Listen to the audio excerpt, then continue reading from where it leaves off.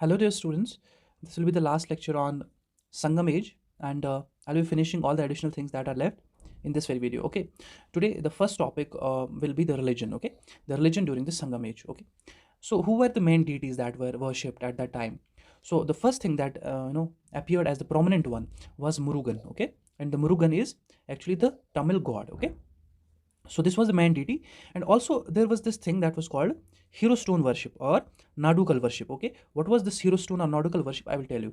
This Nadukal was actually a stone pillar. Okay, this was actually a stone pillar. For example, I'll define it here: stone pillar, and on this pillar there were these images of the martyrs. Okay, and who were these martyrs? They belong to these. Belong to these dynasties, and they were the one who fought for their countries and gave their life. Okay, so they were kind of martyrs. Okay, they were the martyrs, and they defended their country, or they defended their states, okay, and the kingdoms. And in memory of that, the images of them were placed on these stone pillars. Okay, and these stone pillars were called as the hero stone pillars. Okay, and also it was also called the Nadukal worship. Okay, so this is what Nadukal worship is. So this is one of the worship that was done during the time of Sangam age. Okay, so apart from these two things, and the worship that was also being done at the time, the other goddess that were worshipped was Vishnu, Varun, and Koravai. Okay, now, so this is about the religion at the time of Sangam age. Now let's talk about the position of women at the time of Sangam.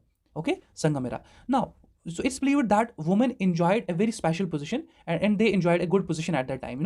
They had a very good position. And what do I mean by good position? Actually, they had all the rights when it comes to women. For example, they could easily pursue their intellectual pursuits, and they could also do the religious pursuits. Means they were allowed to do or attend religious meetings, to participate in religious gatherings, to listen to religious literature.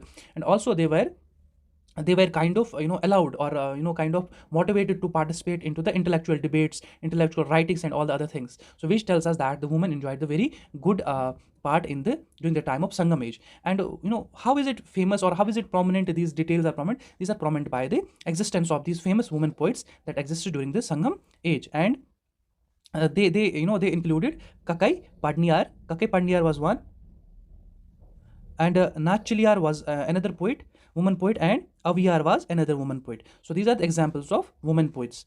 I will repeat it again: Kakai Parniyar, Nachiliar, and Aviyar. Okay, so these were the prominent poets that existed during the time of Sangam era. Okay, now this was generally the woman. Okay, they suffered. They did not suffer anything, and they enjoyed the good life at the time of Sangam age. But one woman suffered a lot at that time, and those were widows. Okay, the women who suffered were the widows, because they were kind of constrained to practice sati. Okay, at that time, you must be familiar with the sati, that if a woman's husband dies, she has to die by burning herself. Okay, now, so in this case we will say that who suffered a lot among women, there was the widows. Okay, who suffered a lot. So this was about the position of women.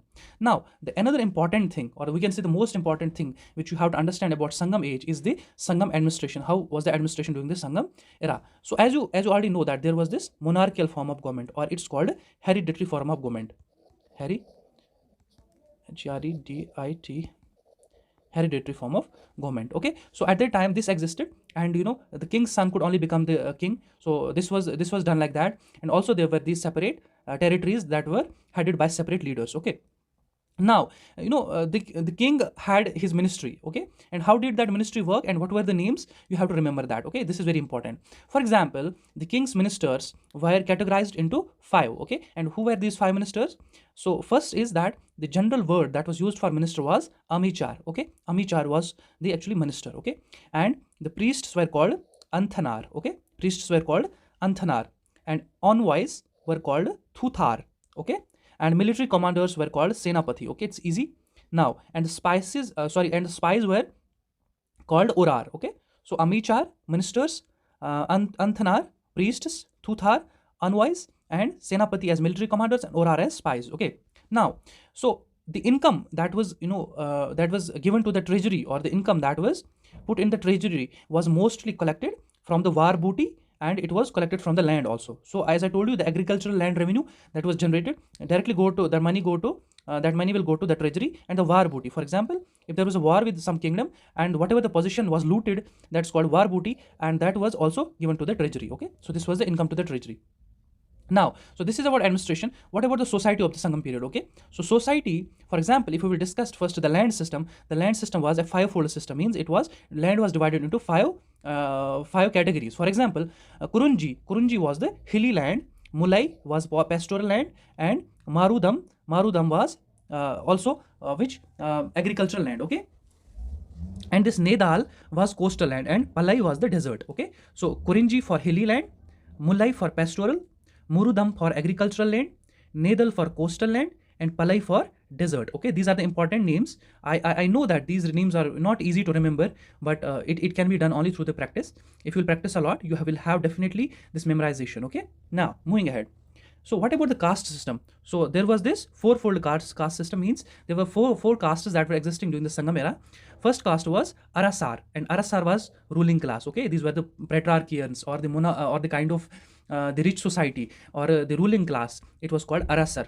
Okay, and Anthanar were the people who were dealing with the trade and commerce, and Vanigar were also the people who were dealing with trade and commerce. So Anthanar and Vanigar were the people who dealt with trade and commerce, and Arasar were the ruling class, and agriculturalists were called as Velalar.